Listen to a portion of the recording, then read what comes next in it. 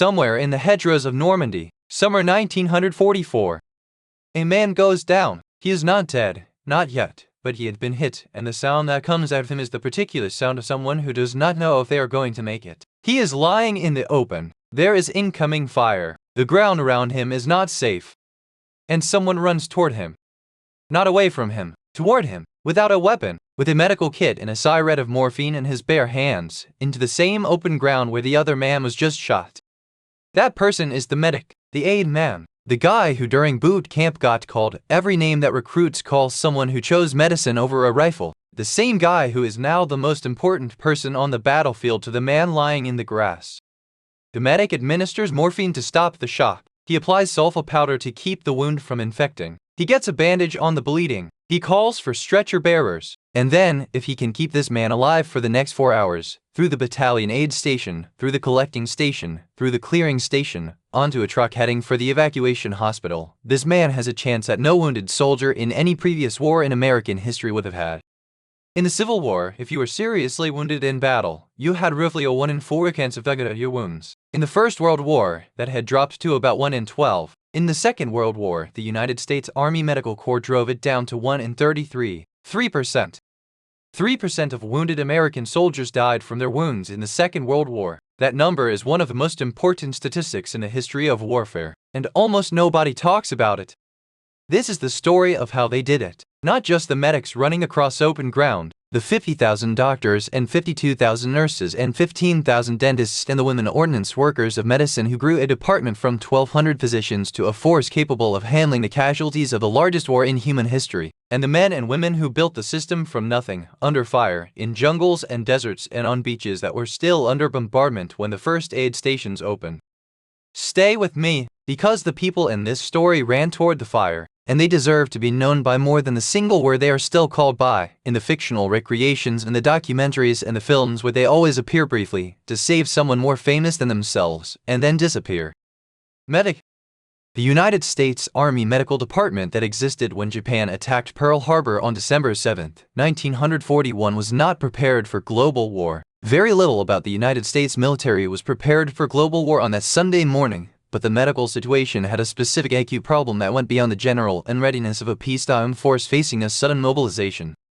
The Army had 1,200 doctors. That is not a typo. 1,200 physicians for an army that would eventually number 12 million men. The ratio was so far below anything that could sustain combat operations at scale that it was not a staffing gap, it was an institutional absence. The medical department was going to have to be built almost from the beginning, at speed, against the backdrop of a war that was already being fought on multiple continents. Under Surgeon General Norman T. Kirk described the brave and completely fulfilled the operational people in front of him. The department, the mobilization was as way, as remarkable as the industrial mobilization, was simultaneously diverted American perfectors into tent plants that ever assembly lines. By the end of the war in Europe, 50,000 physicians were serving in the United States Army Medical Department, 52,000 nurses, 15,000 dentists, 2,000 veterinarians treating pack animals and overseeing their management for the Army's logistical operations. For the first time in the history of the United States Army, 83 of its doctors were women. This was not a symbolic gesture. It was a practical response to the scale of the need. Every qualified physician was needed regardless of gender in a department that was simultaneously trying to staff field hospitals, evacuation hospitals, clearing stations, collecting stations, and the network of fixed general hospitals that would eventually handle the flow of casualties back to the United States. The nursing corps went from 1,000 nurses at the start of the war to 52,000 by the time it ended. By June 1944, the month of the Normandy invasion, all Army nurses had been commissioned as officers, a recognition that the professional status of the women performing this work needed to match the responsibilities they were being asked to carry. And there was another problem that was, in its own way, as serious as the personnel shortage. The Army Medical Department, at the outbreak of the war, owned very few medical instruments. Most of the precision medical equipment used by American medicine before the war had been manufactured in Germany. Germany was now the enemy. No new shipments were coming. Every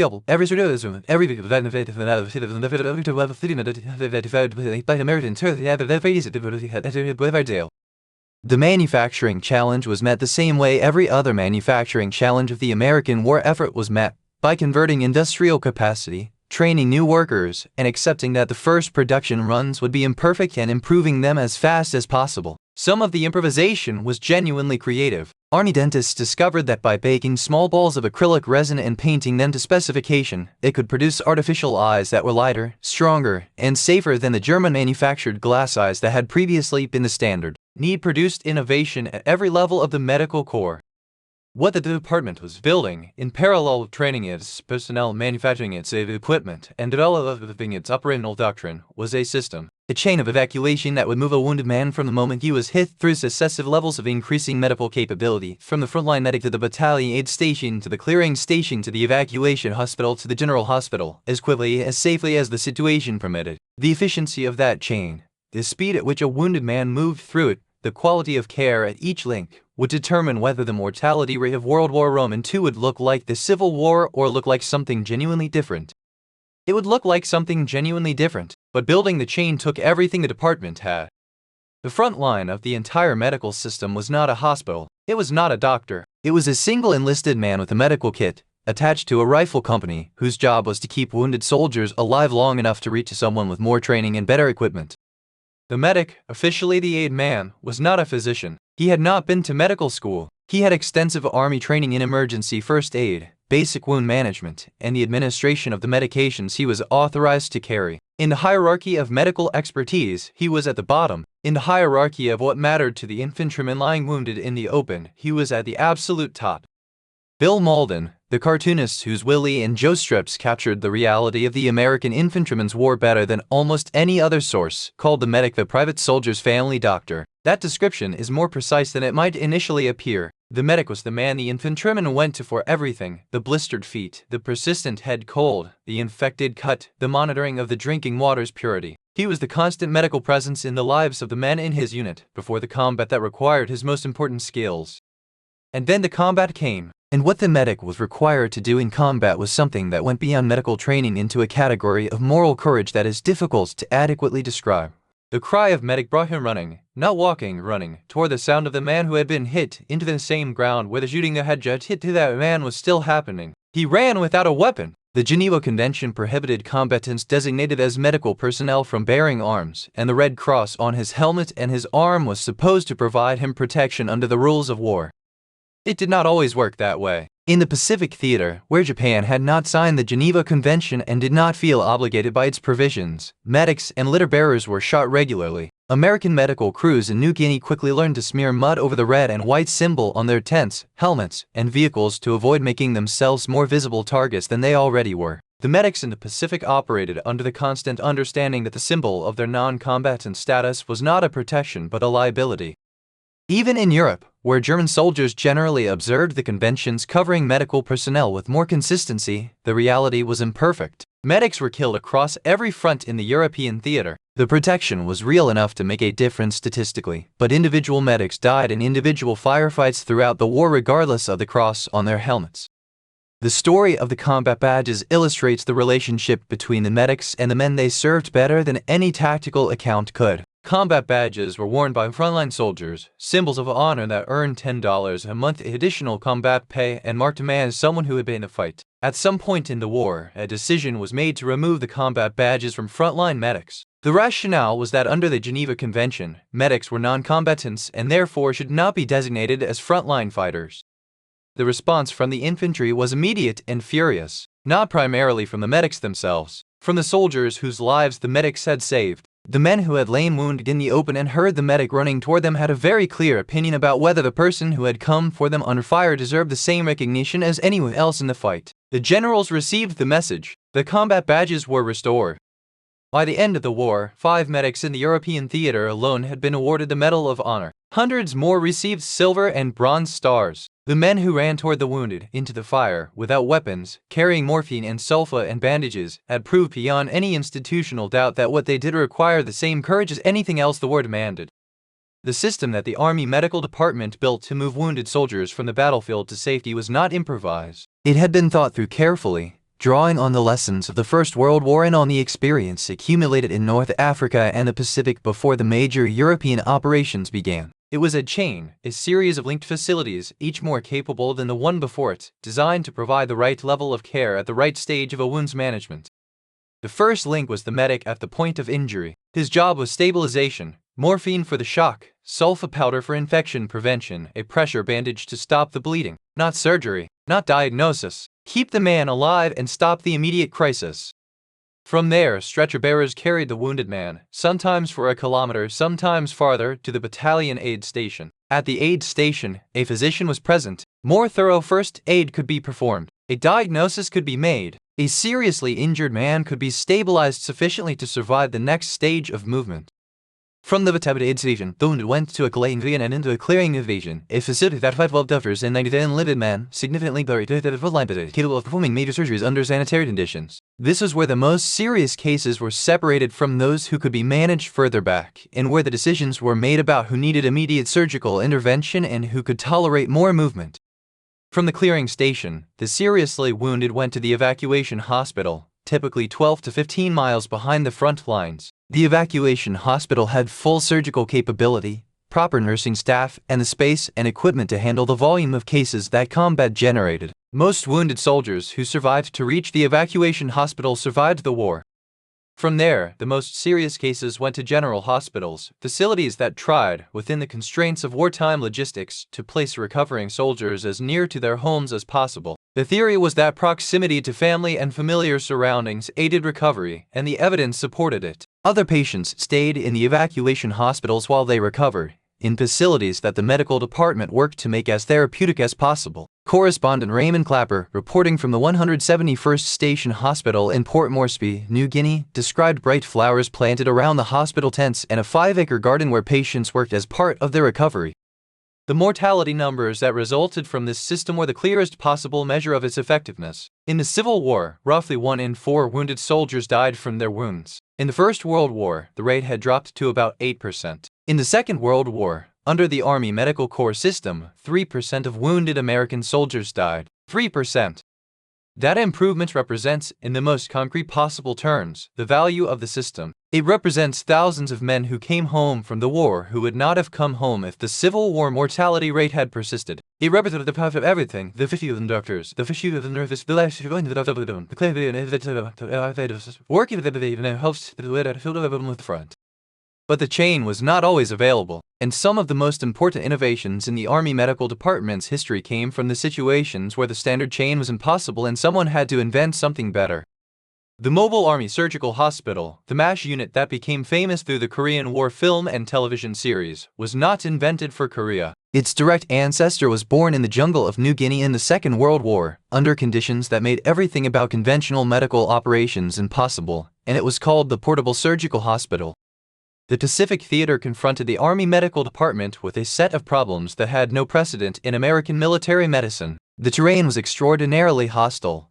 Dense jungle, mountainous terrain, tropical rainfall, no road network, no infrastructure of any kind that could be used to establish the fixed facility that the European evacuation chain depended on. The distances between objectives were vast. The climate produced a biological threat, malaria, dysentery, typhus, jungle rot, and a spectrum of other tropical diseases that in some campaigns sidelined more soldiers than the Japanese army did. The portable surgical hospital was the answer to this environment. It was exactly what its name described, a surgical hospital that could be physically moved. The staff of a fully equipped PSH could disassemble the entire facility, including tents, surgical equipment, anesthesia apparatus, and all supplies, load it onto waiting trucks and be ready to move within 2 hours. When trucks were unavailable, pack mules carried the equipment. When mules were unavailable, human porters did it. These facilities operated close to the front, sometimes so close that they were within range of enemy fire. They were not safe. They were not comfortable. They were the minimum viable surgical capability position as far forward as the situation permitted, because the lesson of every previous campaign had been that the faster a seriously wounded man reached surgical care, the better his chances of survival. The PSH concept was tested under some of the most demanding conditions the war produced. PSH units were flown over the Owen Stanley Range in New Guinea with the troops participating in the Battle of Buna. They followed the island-hopping campaigns across the Pacific, moving forward with the advancing forces, setting up on beaches that were still under fire, operating in tent structures that provided minimal protection from the environment and none from enemy action. In Burma, the supply situation added another dimension of difficulty. Everything Guns, ammunition, food, gasoline, and medical supplies had to be flown over the Himalayan mountains on the air route known as the Hump, competing for limited cargo space in aircraft that were already operating at the limits of their range and payload. Volunteer surgeons were flown into remote jungle bases by Piper Cub aircraft to reach the casualties of Merrill's Marauders, and on the return flight, the same aircraft could carry one casualty back out of the jungle. Dr. Gordon Seagrave, who later wrote the book Burma Surgeon, flew into the fighting at Mykina after Merrill's men had captured the Japanese airfield there. When he arrived, the Marauders controlled only the airfield itself. Japanese troops still held the surrounding jungle and were firing on the strip continuously. There were no tents to shelter the wounded from the tropical sun and the frequent rain. Seagrave ordered parachutes stretched over poles, the brightly colored supply parachutes that had been dropped to the Allied forces, each color designating different contents. The colors gave away the hospital's position. Seagrave calculated that the Japanese already knew exactly where they were. Shade was more important than concealment. That decision, shade over camouflage, the patient's immediate comfort over the hospital's tactical security, captures something essential about how the best medical officers of the Second World War thought about their work. The mission was the patient, everything else was secondary. The PSH proved so effective that it was replicated in every theater where American forces operated. Its operating principles, mobile, forward, capable of major surgery, able to move within hours, became the template for the MASH system that operated in Korea and for the forward surgical teams that American military medicine has deployed in every conflict since.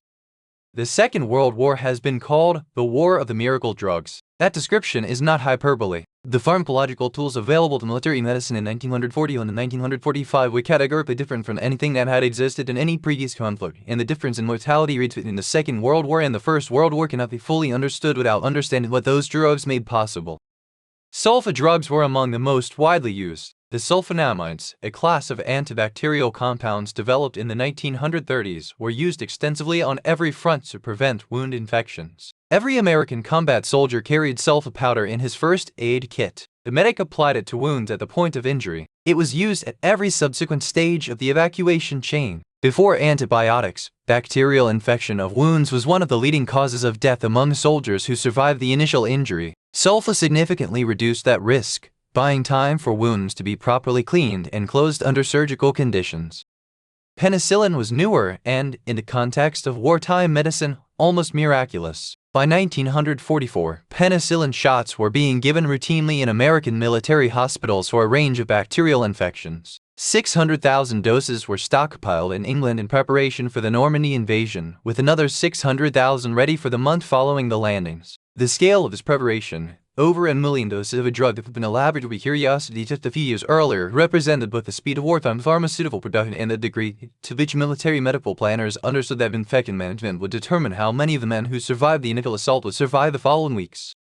Morphine occupied a different category, not a treatment, but a management tool, addressing the physiological crisis of pain and shock that could kill a wounded man before he reached surgical care. The Syret, a one-time use device holding half a gram of morphine, was almost automatically administered to seriously wounded soldiers by their medics at the point of injury. The shot prevented shock. It kept the patient manageable during transport. It gave the evacuation chain time to work. It was also addictive, and more than one American soldier came home from the war with a morphine dependency that nobody at the time fully understood how to address. Plasma was the logistical solution to a problem that had previously made blood transfusion in combat almost impossible. Whole blood is fragile. It has to be refrigerated. It has a short shelf life. It has to be matched by blood type before transfusion. Getting whole blood to forward positions in the quantities that combat surgery required was extremely difficult. Plasma, the liquid component of blood separated from the cellular components, was much more stable. It could be stored at room temperature, it had a longer shelf life, and it did not require blood typing before administration.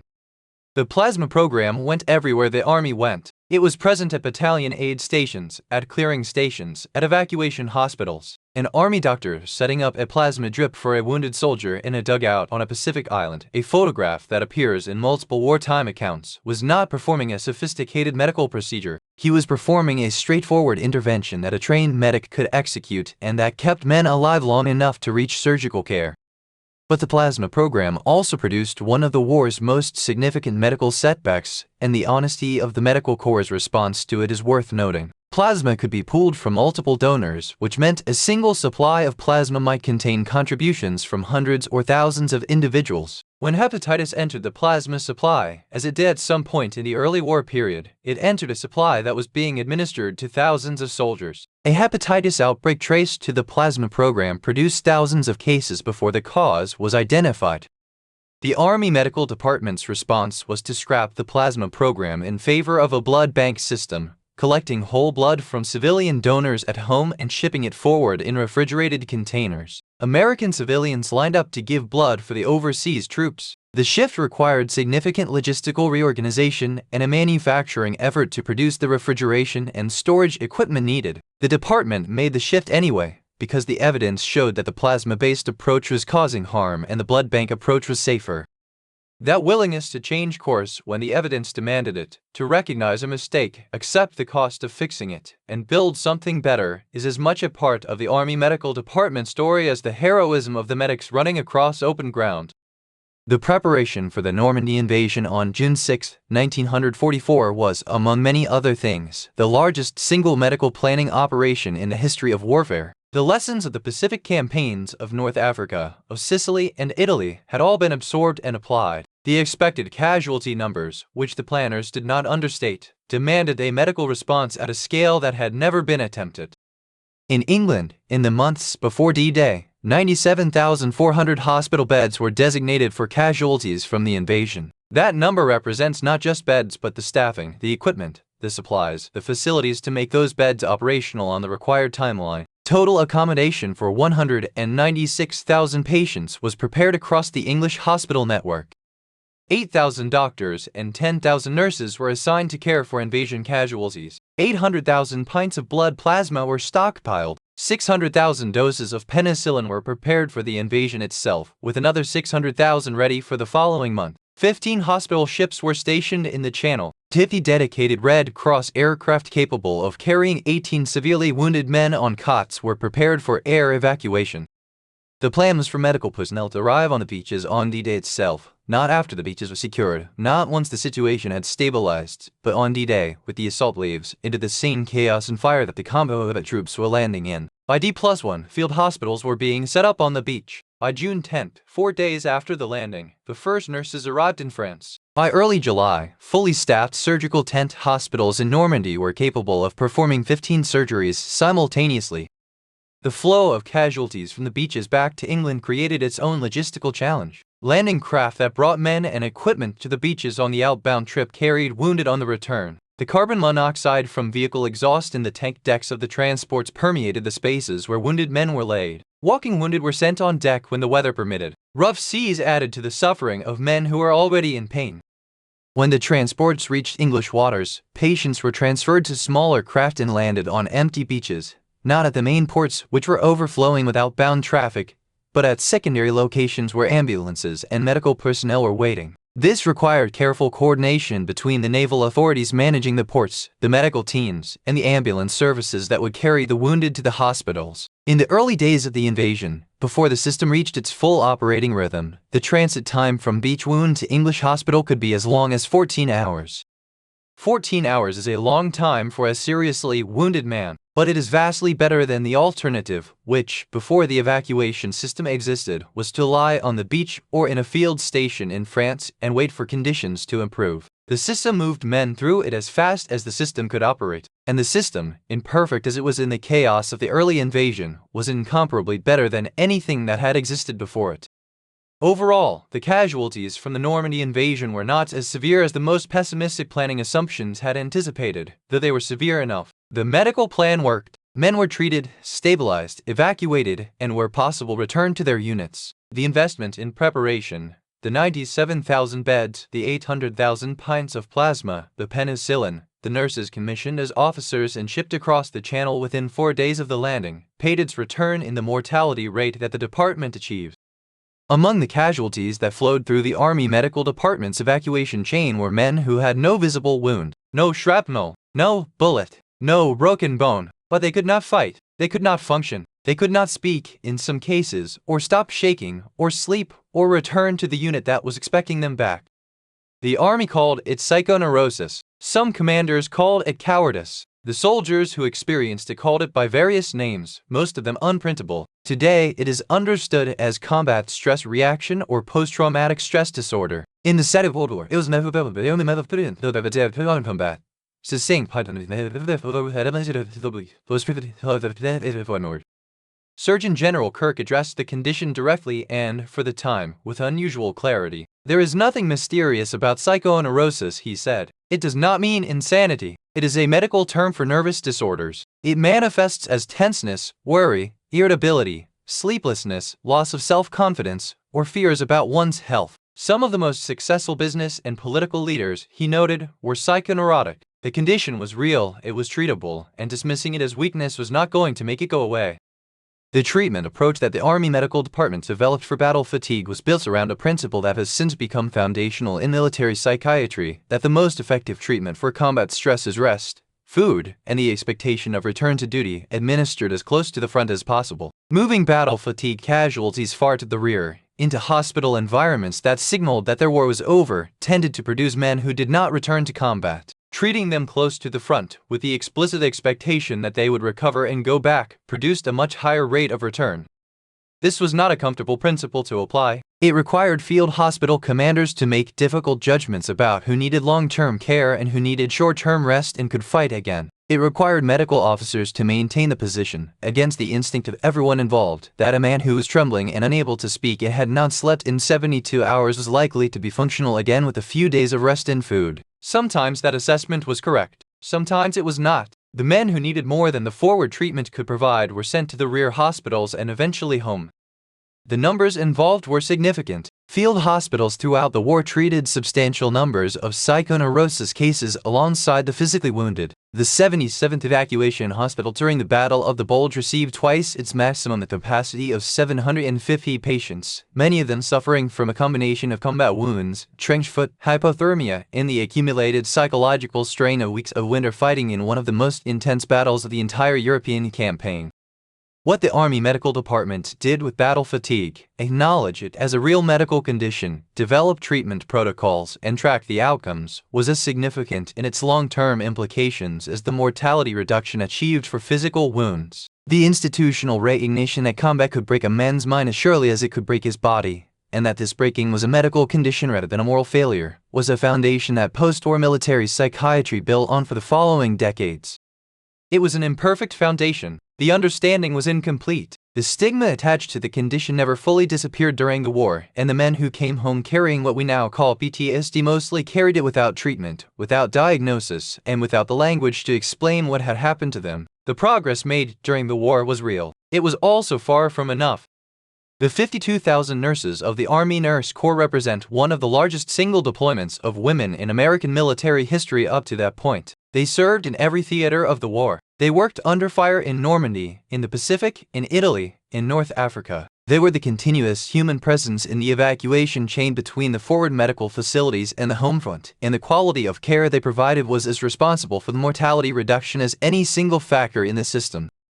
The transition of Army nurses from civilian status to commissioned officer status, completed by June 1944, was not just administrative recognition. It was an acknowledgement that the work these women were doing, managing war operations, supervising enlisted medical personnel, making clinical decisions in facilities where the physician-to-patient ratio was often far below what peacetime standards would require, was professional work at the highest level, and that the institutional framework had matched the reality.